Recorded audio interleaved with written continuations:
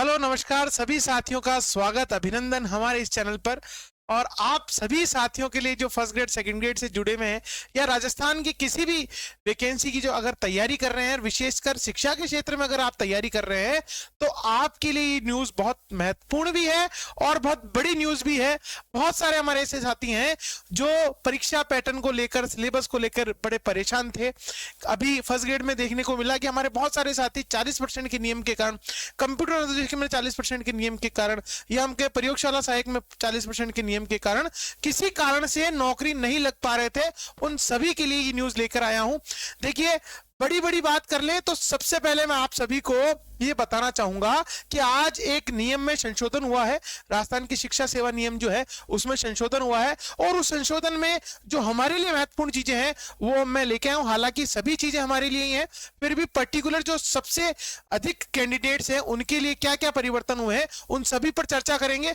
बहुत लंबा वीडियो नहीं और बहुत छोटा सा वीडियो है, जिसमें अंत में मैं आपको ये भी बताऊंगा कि इस 40% के नियम में क्या बदलाव हुआ है, उसके साथ पाठ्यक्रम में क्या बदलाव हुआ है फर्स्ट ग्रेड और सेकंड ग्रेड के, और उसके साथ ही क्या बदलाव हुआ है आपके फर्स्ट पेपर में, फर्स्ट ग्रेड के जो फर्स्ट पेपर में है उसमें, और सेकंड पेपर में क्या उसमें अंकों का बदलाव होने वाला है, प्रश्नों का बदलाव होने वाला है, वेटेज चेंज होगा। इन चीजों को ऑथेंटिक रूप से इसी संशोधन से मैं आपको बताने वाला हूं, क्योंकि इसमें एक विशेष जो हम शिक्षा से संबंधित प्राध्यापक पद है उनका विवरण बकायदा सिलेबस समेत दिया गया है, उसकी हम पूरी चर्चा करेंगे। वीडियो में आखिर तक बने रहिएगा। अगर आप इस चैनल पर नए हैं तो एक बार सब्सक्राइब बटन जरूर दबाइएगा। चलिए देखते हैं, सबसे पहले हम चर्चा कर लें कि क्या नियम आया। देखिए, आज 7 फरवरी 2024 को कार्मिक विभाग राजस्थान ग्रुप 2 की एक अधिसूचना जारी हुई है, जिसमें राजस्थान शिक्षा राज्य अधिनियम सेवा नियम 2021 को संशोधित किया गया है। और संशोधन के अंदर बकायदा सारे नियम जो संशोधित किए गए हैं उनकी पूरी अच्छी तरीके से विवरण दिया गया है। उसी को अगर हम देखें जो हमारे लिए महत्वपूर्ण है वो ये है, सबसे पहले हम चर्चा करें तो ये देखिए, विद्यालय प्राध्यापक के पद के लिए परीक्षा स्कीम में पाठ्यक्रम पाठ्य विवरण के अधीन क्रम संख्या जो 6 है, अभी मैं आपको क्रम संख्या 6 बताऊंगा कि सामान्य अध्ययन की मत संख्या 5 में विद्वान अभिव्यक्ति शैक्षिक प्रबंधन के स्थान पर अभिव्यक्ति शैक्षिक मनोविज्ञान शैक्षिक प्रबंधन प्रतिस्थापित की जाएगी। इसका मतलब है मोटा मोटा यह है कि जो हमारा हम कहें जो फर्स्ट ग्रेड का एडवर्टाइजमेंट आता है और उसका जो सिलेबस आता है, उस सिलेबस में फर्स्ट पेपर के अंदर जो शैक्षिक प्रबंधन वाला स्कूल मैनेजमेंट वाला हिस्सा था उसको हटाकर अब साइकोलॉजी और मैनेजमेंट दोनों को ऐड कर दिया गया है एक साथ। पहले केवल साइकोलॉजी मैनेजमेंट हुआ करता था और साइकोलॉजी होती थी हमारे सेकंड पेपर में। अब उस सेकंड पेपर वाले पोर्शन को हटाकर कहां रख दिया गया है, फर्स्ट पेपर में। तो कुल मिलाकर बात यह है कि पहले जो मैनेजमेंट आता था अब वो साइकोलॉजी और मैनेजमेंट दोनों एक साथ आएंगे। तो क्या पहला प्रश्न हमारा सामने ये आता है या हमारे मन में पहला प्रश्न उठता है कि अगर साइकोलॉजी को सेकंड पेपर में से उठाकर जो 30 क्वेश्चन आते थे, लगभग 30 क्वेश्चन आते थे, उसको उठाकर फर्स्ट पेपर में रख दिया गया है, तो वो जो फर्स्ट पेपर वाला जो वेटेज है, 75 क्वेश्चन वाला जो वेटेज है, क्या वो बदल जाएगा? क्या वो 150 अंक जो फर्स्ट पेपर में लाने होते थे, या हम कहें 150 अंक जो हमें प्राप्त होते थे, प्रश्न पत्र प्राप्त होता था, क्या वो बदलने वाला है? तो उसके बारे में भी आपको मैं ऑथेंटिक प्रूफ देने वाला हूं इस वीडियो के बारे में, इस वीडियो के अंत में। तो आपको बिल्कुल क्लियर हो जाएगा कि क्या बदलाव होगा या नहीं होगा। साथ बने रहिएगा। चलिए आगे बढ़ते हैं, देखते हैं और क्या बदलाव हुआ है। तो पहले बदलाव तो ये हुआ कि हमारा फर्स्ट पेपर में अब शिक्षा मनोविज्ञान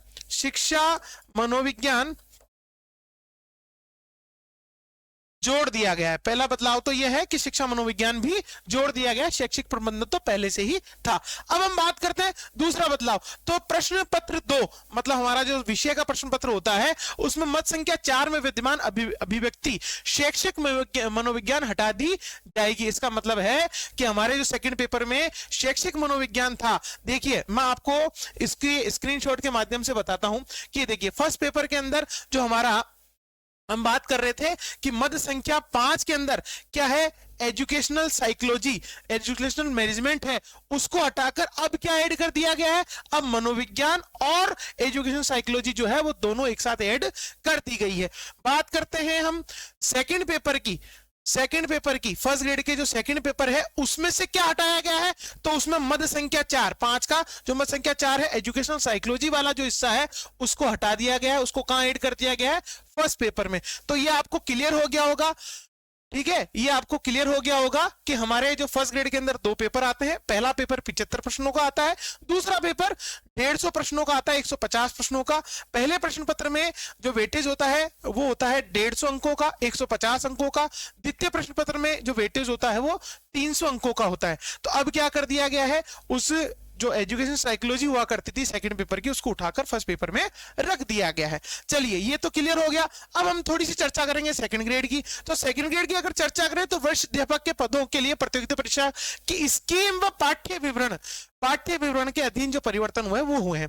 तो प्रश्न पत्र 1 के क्रम संख्या 6 में विद्यमान अभिव्यक्ति प्रश्न पत्र के लिए हटा दी जाएगी और प्रश्न पत्र 2 के क्रम संख्या 5 में विद्यमान अभिव्यक्ति प्रश्न पत्र के लिए हटा दी जाएगी। तो अब ये देख लेते हैं प्रश्न पत्र में क्रमांक 6 क्या है पहले प्रश्न पत्र में, और दूसरे प्रश्न पत्र में क्रमांक 5 क्या है, किसके लिए, सेकंड ग्रेड के लिए। इसके लिए भी हम जो है इसका पाठ्यक्रम आपके सामने लेके आए हैं। इसके जो अभी 2022 के अंदर वैकेंसी हुई थी, जो अभी 2023 में जिनकी ज्वाइनिंग हुई है सेकंड ग्रेड वालों की, उन्हीं का नोटिफिकेशन लेके आया हूं।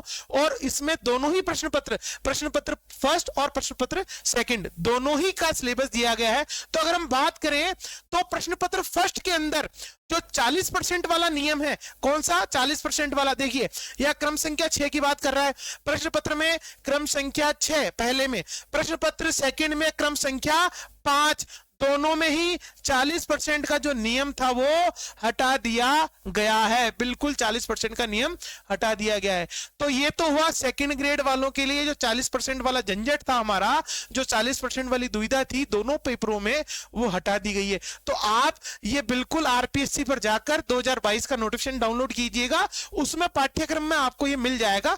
मैंने भी वहीं से आपको उपलब्ध करवाया है। फिर भी अगर आपको चाहिए तो ये पाठ्यक्रम और ये जो आज संशोधन हुआ है वो हमारे टेलीग्राम चैनल पर आपको उपलब्ध हो जाएंगे। चलिए ये तो हो गया 2 बातें। अब हम बात करते हैं कि प्रश्न पत्र हम बात करते हैं फर्स्ट ग्रेड वालों की।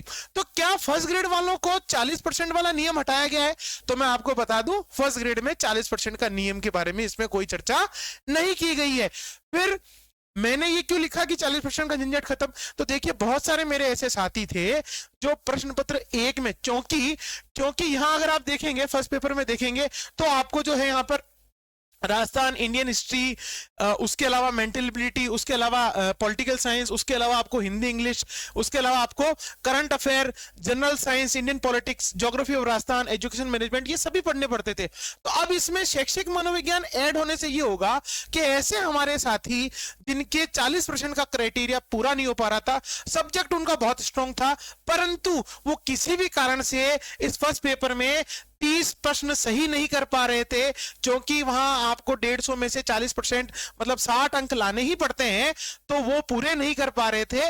वो अब साइकोलॉजी ऐड होने से आपको वेटेज मिलेगा अच्छा, क्योंकि साइकोलॉजी जो होती है इनके कंपैरिजन में थोड़ा इजी पड़ता है। मैं आपको बता दूं अधिकांश जो सेकंड पेपर में साइकोलॉजी आती थी, हर एक विषय में अलग अलग, उसमें अधिकांश जो लोग हैं या हमारे साथी जो हैं वो 35 से 30 में से लगभग 25 क्वेश्चन जो है आराम से सही कर पाते थे। तो निश्चित रूप से अब अगर फर्स्ट पेपर में साइकोलॉजी ऐड हुई है तो उनको भी जो 40% वाली समस्या थी उसका हल मिल गया है। वो आसानी से 30 प्रश्न सही करके 60 अंकों से ऊपर प्राप्त कर सकते हैं। बहुत सारे मेरे ऐसे साथी हैं जिनके सब्जेक्ट के अंदर आप देखिए 150 प्रश्नों में से 120 प्रश्न भी सही है, परंतु यहां पर क्या हुआ, यहां पर 40% नहीं बना पाए, इसलिए डिस्क्वालीफाई हो गए। उनके लिए इस बार वापस सुनहरा मौका मिल रहा है। मैं आपको बता दूं इसी संशोधन के माध्यम से जो हमारे उप प्रधानाचार्य बनाए गए थे, न्यू एजुकेशन पॉलिसी के तहत उप प्रधानाचार्य बनाए गए थे, उनको जो 3 वर्ष का अनुभव चाहिए था उसका शीतलन मिल गया है। अब उनको तुरंत जो है प्रिंसिपल पर शिफ्ट किया जाएगा, और जो हमारे साथी हैं 2015 के बैच के 13,000 लगभग व्याख्याता है, वो सभी 13,000 व्याख्याताओं में से लगभग 12,000 उप प्रधानाचार्य बन जाएंगे और 12,000 नई फर्स्ट ग्रेड की पोस्टिंग खाली होने वाली है। उसी के साथ वर्तमान में जो 20,000 पोस्टें खाली है उसमें से लगभग 10,000 12,000 पर फर्स्ट ग्रेड की भर्ती आने की संभावना है वो, और नई 10-12 हजार और खाली हो रही है। तो लगभग अगर हम 50% भी करें तो लगभग 15 से 16 हजार व्याख्याताओं के सीधी भर्ती की जो हम कहें वैक्यूम उपलब्ध हो गया है, वहां पर वैकेंसी आ सकती है। हालांकि सरकार इतनी बड़ी वैकेंसी नहीं करेगी, फिर भी मान के चलिए कि 10,000 की वैकेंसी तो आपको देखने को मिलेगी ही मिलेगी, ये गारंटी है। इसी वर्ष या अगले वर्ष आपको मिल सकती है। मैं तो उम्मीद करूंगा कि इसी वर्ष निकाले सरकार, ताकि जो आपकी बेरोजगारी हो बहुत जल्दी दूर हो जाए।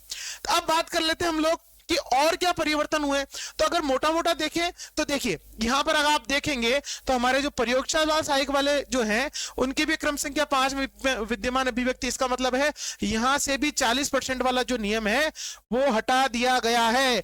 हटा दिया गया किसके लिए? प्रयोगशाला सहायक के लिए। हमारे बहुत सारे साथी प्रयोगशाला सहायक की तैयारी कर रहे हैं, उनके लिए भी अच्छी खबर है। इसके अतिरिक्त वरिष्ठ कंप्यूटर अनुदेशक के पदों के लिए, देख किसके लिए? वरिष्ठ कंप्यूटर अनुदेशक के पदों के लिए जो परीक्षा स्कीम है उसमें बदलाव किया गया है। क्या बदलाव किया गया है? बहुत ज्यादा बदलाव तो नहीं है। अगर हम मोटी मोटी बात करें तो यहां पर 40% वाला जो नियम है वो लागू है, परंतु जो SC ST वाले हमारे साथी हैं, SC ST वाले हमारे साथी हैं, उनको 5% का रिलैक्सेशन दिया गया। मतलब अगर वो प्रश्न पत्र जो आते हैं कंप्यूटर निदेशक का, उसमें अगर 35% भी लाएंगे तो वो क्वालिफाई हो सकते हैं। तो उनके लिए ये अच्छी न्यूज है।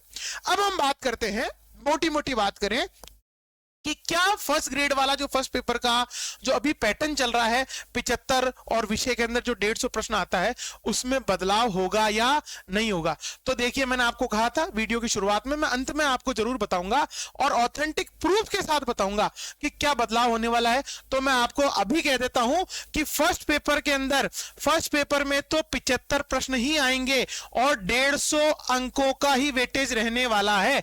और सेकंड पेपर की अगर बात करें तो इसके अंदर 150 प्रश्न आएंगे और 300 अंकों का वेटेज रहने वाला है। अब आप कहेंगे कि सर ये तो दिया ही नहीं संशोधन में, तो मैं आपको बता दूं, आप अगर इस संशोधन के आखिरी पन्नों पर चलेंगे तो आप देखेंगे कि प्राध्यापक, लेक्चरर, विशेष शिक्षा के पदों के लिए प्रतियोगिता परीक्षा में स्कीम पाठ्यक्रम जो है वो जारी किया गया है। इसमें स्पष्ट लिखा है, देखिए आप मान के चलिए विशेष शिक्षा हो जाए, चाहे संस्कृत शिक्षा हो जाए, चाहे सामान्य स्कूल शिक्षा हो जाए, तीनों के जो व्याख्याताओं के भर्ती नियम है या पाठ्यक्रम है उनका पैटर्न एक जैसा ही रहता है, बदलाव नहीं होता है, तीनों का पैटर्न एक ही है।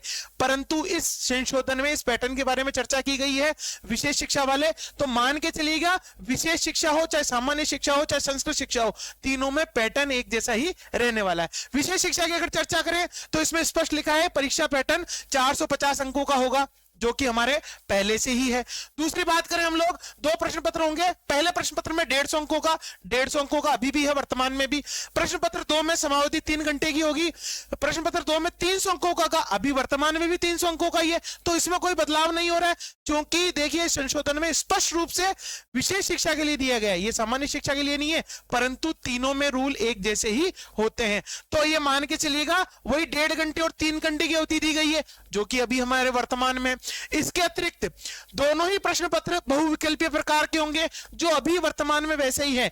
दोनों में न्यूनतम आर्तांक 40% होंगे। इसका मतलब है कि फर्स्ट ग्रेड में 40% वाला नियम रहेगा, परंतु फर्स्ट ग्रेड में अब आपको 40% लाने में समस्या कम होगी, क्योंकि एजुकेशन साइकोलॉजी भी ऐड कर दी गई है। बात करते हैं हम आगे, अनुसूचित जातियों व जनजातियों के लिए 5% का शीतलन दिया जाएगा। इसका मतलब है कि हमारे SC ST वाले जो साथी हैं उनको 35% का नियम लागू रहेगा उनके लिए। बात करते हैं उत्तरों के मूल्यांकन नकारात्मक अंकन लागू होगा, बिल्कुल होगा। प्रत्येक गलत उत्तर पर उस विशेष प्रश्न के लिए विदित अंकों का 1/3 1/3 जो हमारी अभी तक चली आ रही है वही रहने वाली है। इसके अतिरिक्त है दोनों प्रश्न पत्रों को सम्मिलित विषय निम्नानुसार है। अब देखो मैं दिखा देता हूं आपको, इसमें जो विशेष शिक्षा में सब्जेक्ट आता है उसमें किस प्रकार से साइकोलॉजी को ऐड कर दिया गया है। अगर आप ध्यान से देखेंगे, देखिए ये देखिए सामान्य अध्ययन वाला जो पहला प्रश्न पत्र है इनका, उसमें इनके जो हम कहें इनकी जो सिलेबस रहता है वो किस प्रकार का रहता है। भारत का राष्ट्रीय आंदोलन पर विशेष बल देते हैं, राजस्थान का इतिहास, भारतीय इतिहास, इसके साथ मानसिक अभियंता, सांख्यिकी सेकेंडरी स्तर की, गणित, भाषा, हिंदी, अंग्रेजी और योग्यता परीक्षण। इसके साथ देखिए समसामयिक मामले, सामान्य विज्ञान, भारतीय राजनीति, भारत का भूगोल। और यहां पर आप अगर ध्यान से देखें, अगर आपको दिख रहा है तो मैं बता देता हूं, शिक्षा मनोविज्ञान, ये देखिए पहले प्रश्न पत्र में विशेष शिक्षा में दे दिया गया है, सेम पैटर्न आपके वहां पर भी रहने वाला है। सामान्य शिक्षा वालों के लिए शिक्षा मनोविज्ञान, शैक्षिक प्रबंधन, राजस्थान में शैक्षिक परिदृश्य तथा निशुल्क अनिवार्य बाल अधिनियम। तो यहां पर देखिए शैक्षिक प्रबंधन रहने वाला है, बिल्कुल यही कहा गया है। शिक्षा मनोविज्ञान दूसरे प्रश्न पत्र से उठाकर पहले प्रश्न पत्र में रख दिया गया है। इसके लिए मैं आपको दिखा दूं, यहां इस पाठ्यक्रम में कहीं पर भी शिक्षा मनोविज्ञान का कोई जिक्र नहीं है।